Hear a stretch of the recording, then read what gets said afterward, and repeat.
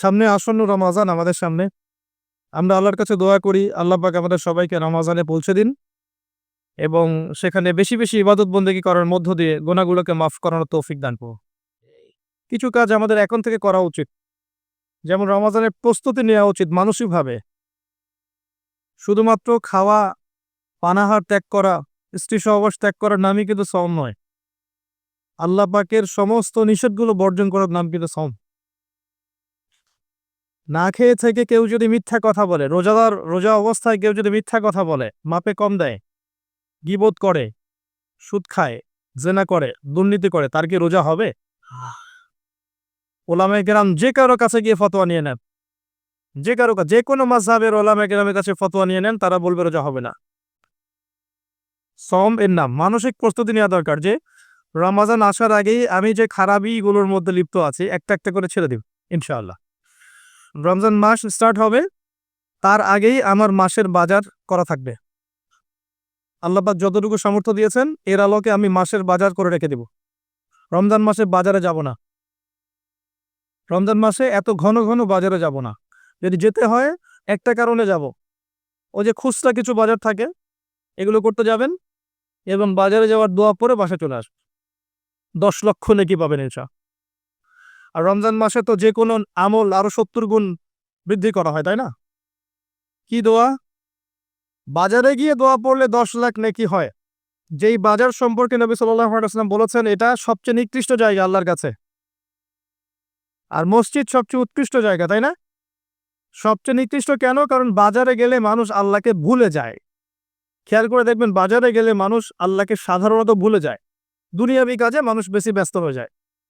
এই যে আমরা আল্লাহওয়ালা মানুষের সোহবতের কথা বলি এটা এই কারণে যে তারা আপনাকে আল্লাহর কথা স্মরণ করায় দিবে। এই কারণে সোহবত ইম্পর্টেন্ট, গুরুত্বপূর্ণ। বাজারে গেলে দুনিয়ার আর মানুষের সোহবতে আপনি দিন ভুলে যাবে, আল্লাহকে ভুলে যাবে। ওই সময় যদি কেউ আল্লাহর কথা স্মরণ করে এই দোয়াটা পড়ে 10 লক্ষ নেকি হবে ইনশাআল্লাহ তাআলা। দোয়াটা কি? আমার সাথে পড়েন, লা ইলাহা ইল্লাল্লাহ ওয়াহদাহু লা শারীকা লাহ লাহুল মুলক ওয়া লাহুল হামদ ইউহয়ী ওয়া ইউমীত ওয়া হুয়া হাইয়্যুন লা ইয়ামুত বিয়াদিহিল খায়রু কুল্লুহু ওয়া হুয়া আলা কুল্লি শাইইন কাদির।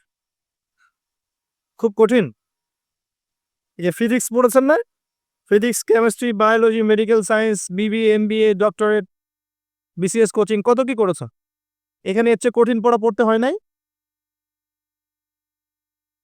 সম্ভব। এগুলো সম্ভব না, এগুলো অবশ্যই করা উচিত। চেষ্টা থাকলে আল্লাহ পাক তৌফিক দিবেন ইনশাআল্লাহ। তো রমজানের আগেই বাজার করে ফেলেন। ঈদের বাজার পারলে আগে করে ফেলেন। স্পেশালি বাড়ির মা বোনদের দিকে খেয়াল রাখবেন, এই যে ঈদ আসলে যেন এত বেশি বাজারে না যায়। ঈদটা কাদের জন্যে?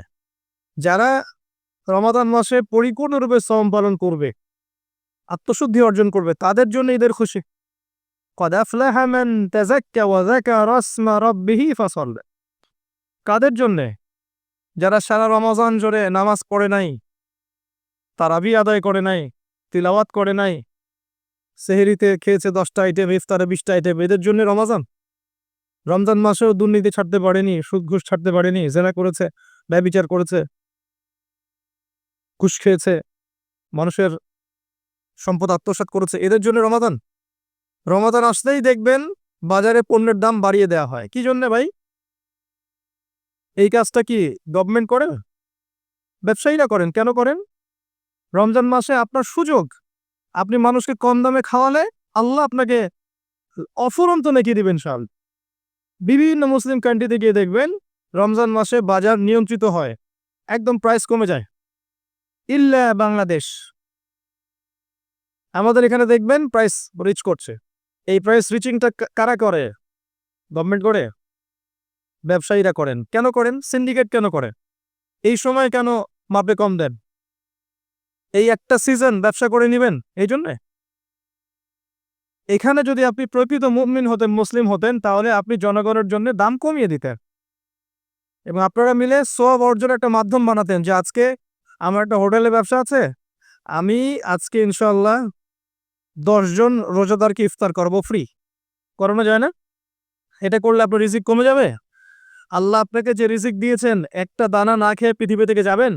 যাবেন না। কি জন্য অন্যায় পথে যাচ্ছেন? মাল মজুত করে রেখে দিবে।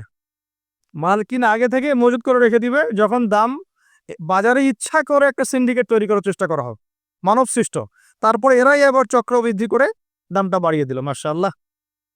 আর জনগণ দেখবেন ওই যে চাল ডাল কেনার জন্য ট্রাকের পিছনে দৌড় দিচ্ছে। এই কৃত্রিম সংকট তৈরি করেছি আমরা। আল্লাহ পাক রিজিক দিয়েছেন অফুরন্ত আসমান জমিন থেকে, মানুষ এইসব দুর্নীতি করে রিজিকগুলো নষ্ট করেছে।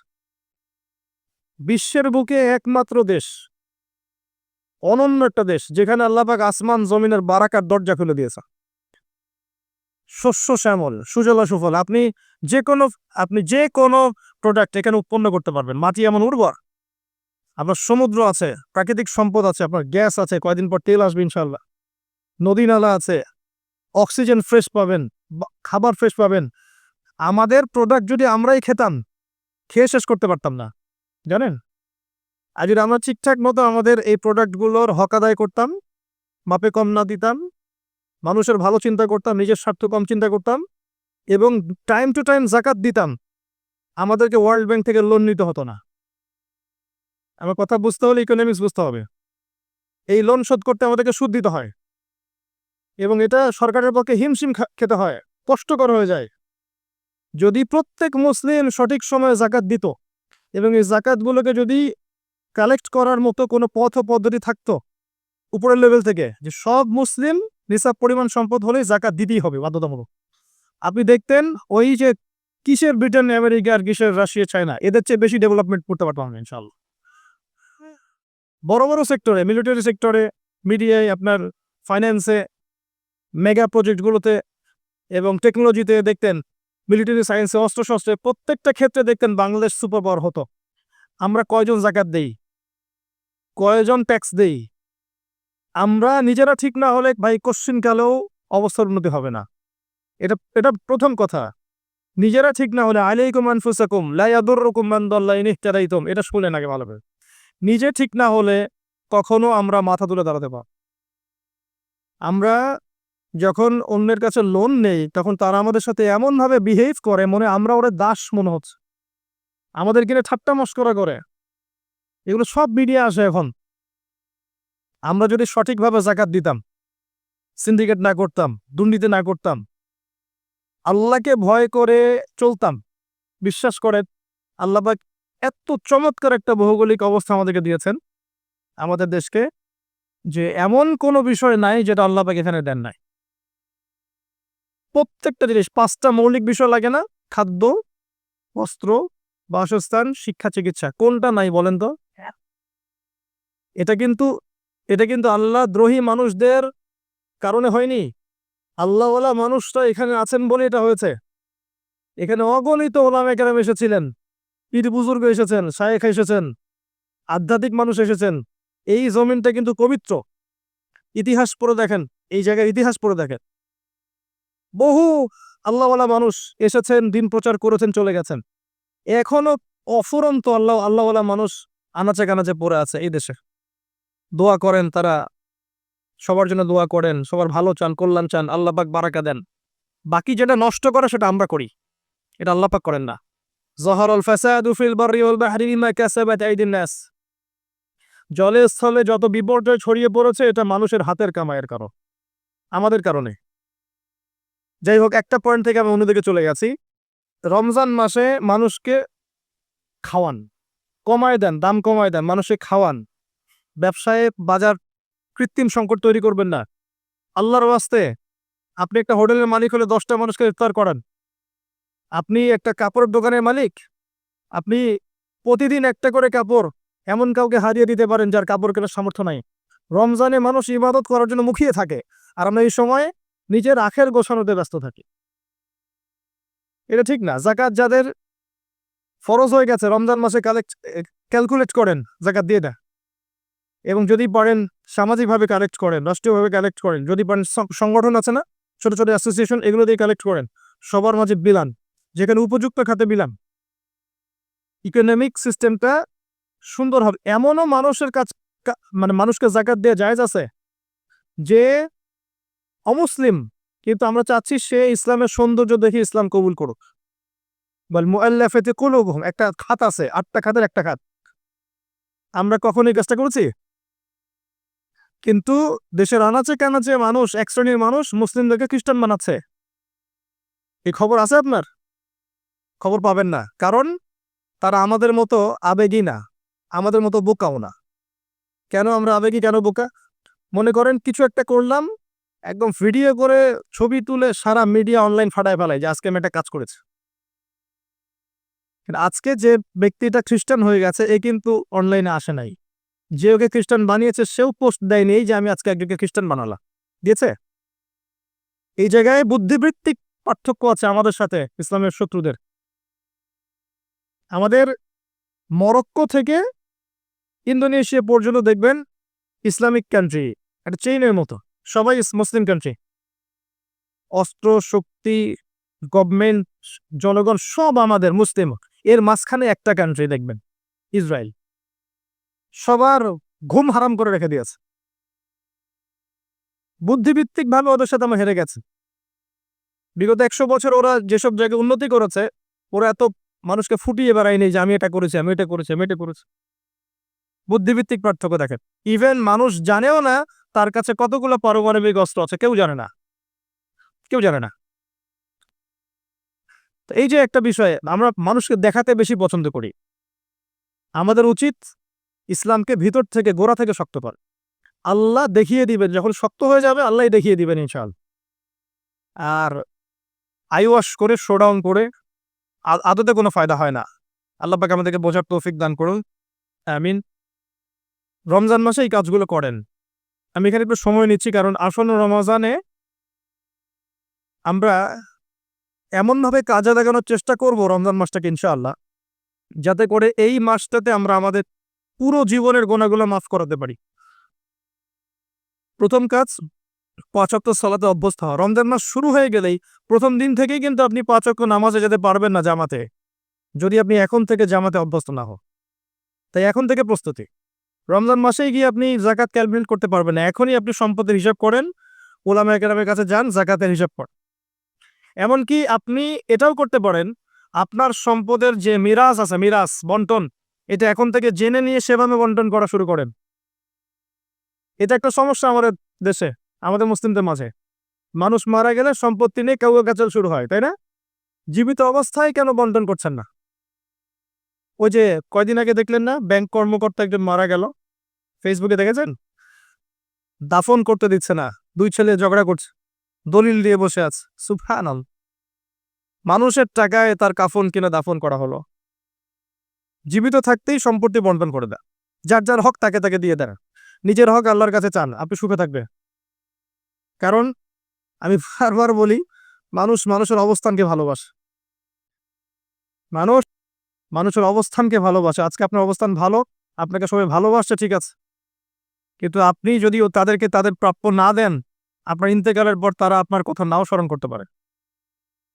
আল্লাহকে ভালোবাসেন, আল্লাহর সন্তুষ্টির জন্য যার যার হক তাকে তাকে দিয়ে দেন, নিজের হক আল্লাহর কাছে চেয়ে নেন, আপনি সুখে থাকবেন ইনশাআল্লাহ।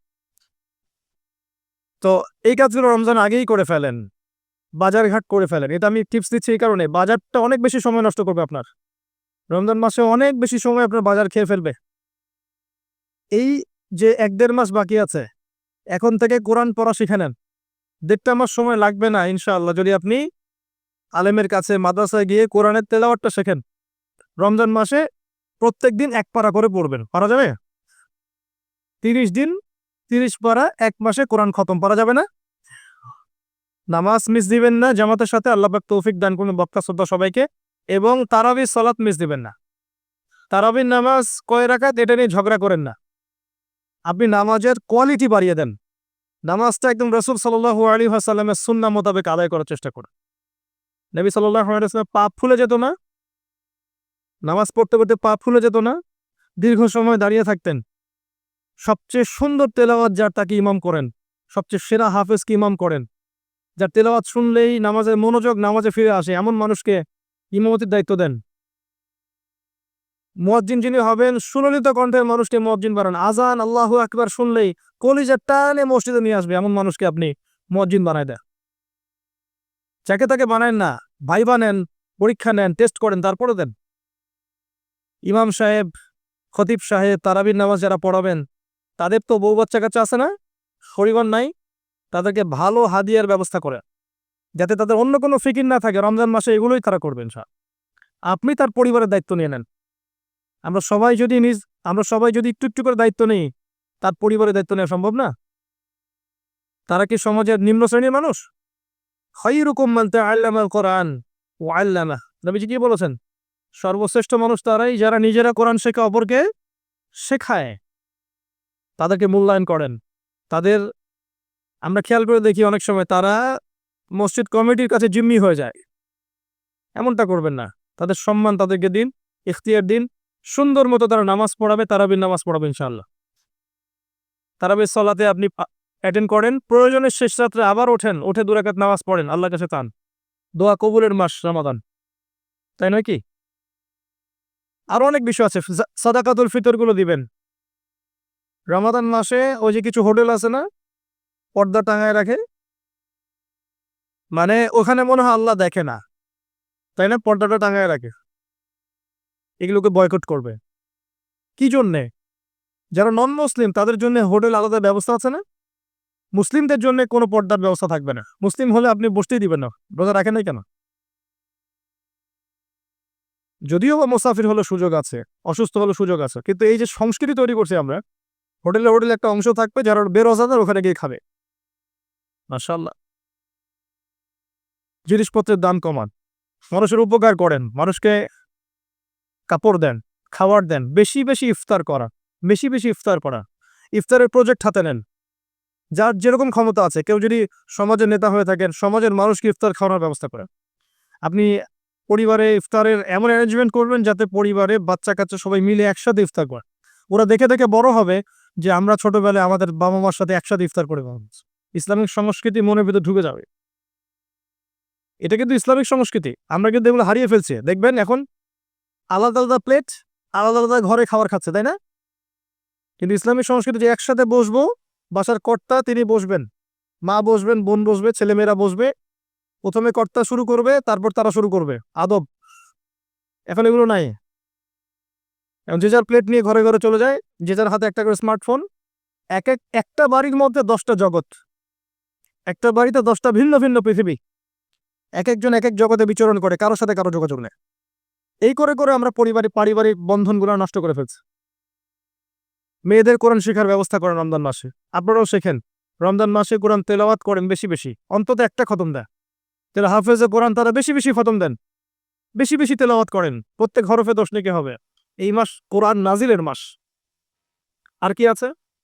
যারা কোরআনে বিজ্ঞ পারদর্শী, তাদের উচিত কোরআন এবং সুন্নাহ এই মাসে গবেষণা করা, করে 30 দিন 30টা দার্স দেয়া। পারা যাবে না? মসজিদে কোনো একটা ওয়াক্তে নামাজে পড়ে 30 দিন 30টা সাবজেক্টে কথা বলবে। একদিন সালাত, একদিন সওম, একদিন যাকাত, একদিন তওবা, একদিন মনে করেন আত্মশুদ্ধি, একদিন তাজকিয়া, একদিন সুদ ইত্যাদি। এক একটা দিন এক একটা সাবজেক্টে কথা বলা যায় না? 10 মিনিট, 15 মিনিট, 20 মিনিট করে মসজিদ ভিত্তিক কাজগুলো করেন। ইনশাল্লাহ দেখবেন রমজান মাসটা প্রাণবন্ত হবে। আর যদি রমজানে দেখা যায় লকডাউন হয়ে গেছে সবকিছু, যদি দেখা যায় আল্লাহ না করুক, আপনার জন্য আরো মোক্ষম সুযোগ, সারাদিন বাসায় ইবাদত করবেন, কোনো সমস্যা নেই। আর রমজান মাসে অপসংস্কৃতিগুলো বন্ধ করে ফেলুন। বাসায় এসব মুভিজ, তারপরে যে আপনার ডিশ অ্যান্টিনা কি কি আছে এগুলো আমি বুঝি না, টাটা স্কাই মাস্কাই কি কি জানি আছে না, এগুলো সব বন্ধ করবো, এগুলো থাকবেন না। যদিও বা বাসায় একটা টিভি এখনকার ফোনের চেয়ে অনেক ভালো। কোন সেন্সে বললাম? আগে এমন ছিল যে বাসায় একটা টিভি আছে ডাইনিং রুমে, যেখানে সবাই একসাথে বসে টিভি দেখতো, তাই না? সবাই একসাথে মিলে একটা মুভি দেখতো, একটা বাংলা সিনেমা দেখছে বা নাটক দেখছে, এমন ছিল। তখন কি হতো, ছেলে বাবার অগোচরে খারাপ কিছু দেখতে পারতো না, চ্যানেল চেঞ্জ করতে পারতো না, পারতো? এখন সবার হাতে স্মার্টফোন, সবাই ঘরে ঘরে যে যার মতো পর্নোগ্রাফি দেখছে, কেউ কারোটা দেখে না। ওইটাও এর চেয়ে ভালো ছিল। আর এগুলো শয়তানের যন্ত্র, আপনি বাসায় স্থান দিবেন না রমজান মাসে তো মোটেই না। আল্লাহ পাক আমাদেরকে আসন্ন রমজানে পৌঁছে দিন। এবং আমরা দোয়া করি আল্লাহ পাক রমজানটাকে আমাদেরকে সর্বোচ্চ এফোর্ট দিয়ে কাজে লাগানোর তৌফিক এনায়েত করুন। আমিন। নবীজি বলেছেন সাল্লাল্লাহু আলাইহি ওয়াসাল্লাম, রমাদান মাসকে পেয়েছে, নিজের গুনাহ মাফ করাতে পারলো না, তার জন্য ধ্বংস। আমরা যেন ওই কাতারে না পড়ি, আল্লাহ পাক আমাদেরকে হেফাজত করুন। আমিন।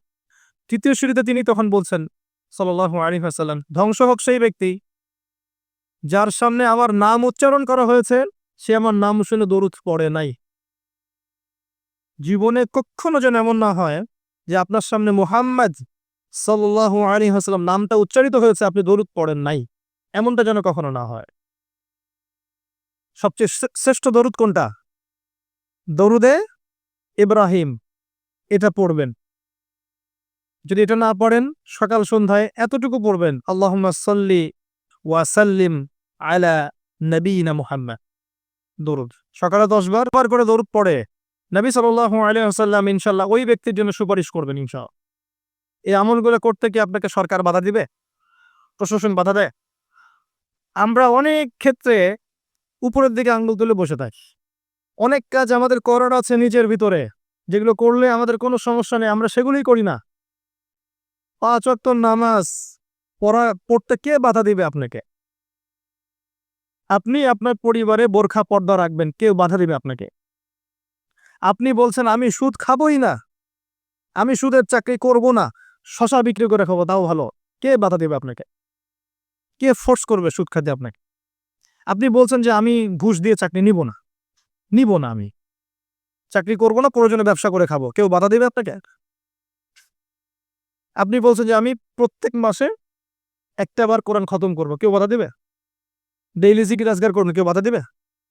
অনেক সুযোগ আছে, এমন না সব দরজা বন্ধ হয়ে গেছে, বিষয়টা এমন নয়। অনেক কিছু করার আছে। আপনি যদি মানবতার সেবায় কাজ করতে চান, কেউ বাধা দিবে? সামাজিক প্রকল্প করলে কেউ বাধা দিবে? রক্তদান কর্মসূচি করতে চান, কেউ বাধা দিবে? গাছ লাগান, কেউ বাধা দিবে? এতিমদের দায়িত্ব নেন, কেউ বাধা দিবে? আপনি যদি একটা বিধবা মেয়েকে বিয়ে করেন, কেউ বাধা দিবে? একটা তালাকপ্রাপ্ত মেয়েকে বিয়ে করে আপনি তার দায়িত্ব নিয়েছেন, তার গার্ডিয়ান হয়েছেন, কেউ বাধা দিবে? এগুলো নেককার কাজ নয়? এগুলো সৎ কাজ নয়? তো সৎ কাজ করার রাস্তা কি সব বদ্ধ হয়ে গেছে? আল্লাহ পাক এজন্যই বলেছেন, ইয়া আইয়ুহাল্লাযীনা আমানু, হে মুমিনগণ, আলাইকুম আনফুসাকুম, তোমরা নিজেরা নিজেদের আত্মশুদ্ধির খবর নাও, নফসের খবর নাও। লা ইয়াদুররুকুম মান দাল্লা ইন ইহতাদাইতুম ইলাল্লাহি মারজিউকুম জামিআন ফায়ুনাব্বিউকুম বিমা কুনতুম তা'মালুন। আসেন, জুমার এই দিনে অনেক আমল আছে যেটা আপনাকে আল্লাহর কাছাকাছি নিয়ে যাবে ইনশাআল্লাহ, রাসূল সাল্লাল্লাহু আলাইহি ওয়াসাল্লামের সুপারিশ পাইয়ে দিবেন ইনশাআল্লাহ। তার মধ্যে একটা কাজ হচ্ছে বেশি বেশি দরুদ পড়া। পারবো ইনশাআল্লাহ? আপনি একটা টার্গেট নেন যে আমি এই জুমার দিনে 100 বার দরুদ পড়বো, পড়া যাবে? কেউ বাধা দিবে? আমি বলছি না 100 বারই পড়তে হবে, এটা আমি বলছি না, কিন্তু আমি সংখ্যা ফিক্স করতে বলছি না। আপনি একটা টার্গেট নিয়েছেন যে আমি 100 বার মিনিমাম পড়বো আজকে, কেউ বাধা দিবে? এটা কি বেদাত হয়ে যাবে? আচ্ছা, জুমার দিন অন্যতম একটা আমল হচ্ছে, অন্যতম আমল, সেটা হলো জুমার সলাতের জন্যে, ভালো করে শোনেন, জুমার সলাতের জন্যে আগে আগে মসজিদে যাওয়া। আমরা কি করি? প্রথম রাকাত হয়ে গেছে, দ্বিতীয় রাকাতের শেষ বৈঠক বাকি আছে, দৌড় দিয়ে মসজিদে যান। অনেক মুসল্লি দেখবেন জাস্ট নামাজটা শুরু হওয়ার আগে আগে মসজিদে ঢুকবে। অথচ নবী সাল্লাল্লাহু আলাইহি ওয়াসাল্লাম বলেছেন, জুমার দিনে কেউ যদি সকাল সকাল উত্তম রূপে গোসল করে, উত্তম রূপে গোসল কোনটা এটা জানেন তো? আমরা ফরজ গোসল যেমন করে করি, এটা সর্বোত্তম গোসল। উত্তম রূপে গোসল করেছে, সবচেয়ে সেরা জামাটা পরেছে, সবচেয়ে সেরা উত্তম পোশাকটা। আমরা মসজিদে যাওয়ার সময় সবচেয়ে খারাপ পোশাকটা পরি। আর যদি দেখা যায় কোনো পলিটিক্যাল নেতা দাওয়াত করেছেন, সবচেয়ে সুন্দর কাপড় পরে গেলাম। দাঁড়ান, আপনি আল্লাহর সাথে মসজিদে দেখা করতে যাচ্ছেন, কেন সবচেয়ে নোংরা জামাটা করে যান? আপনি সবচেয়ে উত্তম পোশাক করে যাবেন। দলিল দিব, ওই যে হাদিসে জিবরিল, জিবরাইল আলাইহিস সালাম মসজিদ নববীতে আসলেন, এসে নবী সাল্লাল্লাহু আলাইহি ওয়াসাল্লামের হাঁটুর সাথে হাঁটু লাগিয়ে বসলেন। ওই হাদিসের মধ্যেই আছে দেখবেন, রজুলুন শাদীদুল বায়াদুস সিয়াব, একদম উত্তম ধবধবা কাপড় পরে সে মসজিদে এসেছে, প্রমাণ। তো জুমার দিনে যদি আপনি সবচেয়ে সেরা সুন্দর পোশাকটা পরেন, আগে উত্তম রূপে গোসল করেন, আতর খুশবু ব্যবহার করেন, ব্যবহার করে আপনি খুতবা শুরু হওয়ার আগেই, খুতবা মানে বয়ান, এটা শুরু হওয়ার আগেই আপনি পায়ে হেঁটে মসজিদে আসেন, ইমাম সাহেবের কাছাকাছি বসেন এবং মনোযোগের সাথে তার খুতবা শোনেন, কাউকে কষ্ট না দেন, এমনকি কারো সাথে এতটুকু না বলেন যে চুপ করো। কেউ পাশে কথা বলছে, আপনি এতটুকু বলবেন না চুপ করো। সাহাবে কেরাম হাতের মধ্যে পাথর রাখতেন ছোট ছোট, যদি দেখতেন কেউ কোনো জরুরতে কথা বলছে পাথর নিয়ে ঢিল দিতেন, মুখ দিয়ে বলতেন না চুপ করো। এই কাজ যদি কেউ করে এবং ইমামের সাথে নামাজ শেষ করে, নবী সাল্লাল্লাহু আলাইহি ওয়াসাল্লাম বলছেন প্রত্যেক পদক্ষেপে 1 বছরের রোজা, 1 বছরের নফল নামাজের নেকি পান। এই ফজিলতটা আপনি জুমার দিনে অর্জন করতে পারেন। কয়েকটা কাজ আবার বলছো। প্রথমে উত্তম রূপে গোসল করা সকাল সকাল, তারপরে সবচেয়ে সুন্দর পোশাক পরা, আতর খুশবু ব্যবহার করা, পায়ে হেঁটে মসজিদে যাওয়া, বাহনে চড়ে নয়, অনেক দূরে থাকলে আলাদা কথা, পায়ে হেঁটে যাওয়া, তারপর ইমাম সাহেবের কাছাকাছি বসা, ইমাম সাহেবের কাছাকাছি বসে মনোযোগের সাথে খুতবা শ্রবণ করা, খুতবায় কোনো কথা বলবে না, কাউকে বিরক্ত করবে না, কাউকে কষ্ট দিবে না, এই যে ফোন নিয়ে টিপাটিপি করবে না, ঠিক আছে? এবার ইমাম সাহেবের সাথে নামাজ শেষ করবে, প্রত্যেক পদক্ষেপের বিনিময়ে 1 বছরের নফল সাওম, 1 বছরের নফল নামাজের নেকি হবে ইনশাআল্লাহ। পারা যাবে ইনশাআল্লাহ। জুমার দিন, জুমার দিন আরেকটা আমল আছে, যদি পারেন করবেন, সবার পক্ষে হয়তো সম্ভব হয় না, তবে যে করতে পারবেন তার জন্য বিশাল ফজিলত আছে। সেটা হলো, এটা শুধু জুমার দিনেই নয়, অন্য দিনেও করা যায়, তবে জুমার দিনটা আমি একটু গুরুত্ব দিই এই কারণে বলছি।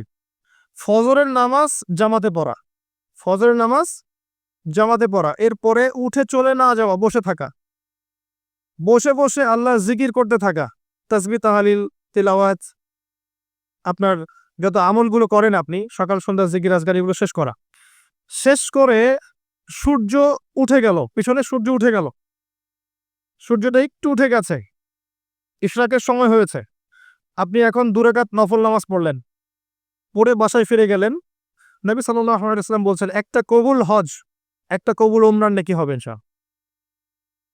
এটা করা যায় জুমার দিনে, কারণ জুমার দিনে আমরা কম বেশি মসজিদে আসি, আল্লাহ পাক আমাদেরকে তৌফিক দান। আর 2-একটা কথা বলছি, বলে আমি অন্য প্রসঙ্গে যাচ্ছি। জুমার দিন আরেকটা গুরুত্বপূর্ণ কাজ হচ্ছে দোয়া করা। কি করা? বেশি থেকে বেশি দোয়া করা। 2টা মুহূর্ত আছে এই দিনে যে দোয়া করলে দোয়া কবুল হবেই ইনশাআল্লাহ, আল্লাহ পাক ফিরিয়ে দিবেন না ইনশাআল্লাহ।